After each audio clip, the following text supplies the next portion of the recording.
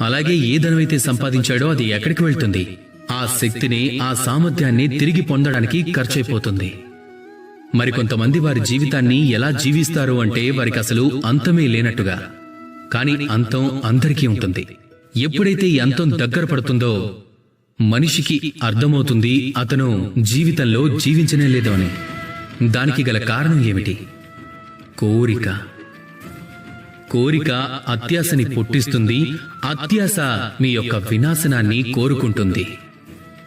అందుకని ఈరోజు మీ దగ్గర ఏదైతే ఉందో ఎలా అయినా ఉండనివ్వండి. దానితో జీవితాన్ని జీవించండి. పూర్తి మనసుతో జీవితాన్ని జీవించండి. మీ దగ్గర ఎంత డబ్బుందో, ఎంత శక్తి ఉందో, ఎంత విలువుందో అది అందరికీ పంచటం నేర్చుకోండి. పంచటంతో ప్రేమ పెరుగుతుంది. ప్రేమతో ఈ జీవితం ఇంకా సుఖంగా మారుతుంది. అయితే రండి, ఇదే ప్రేమతో నాతో కలిసి చెప్పండి, రాధా కృష్ణ.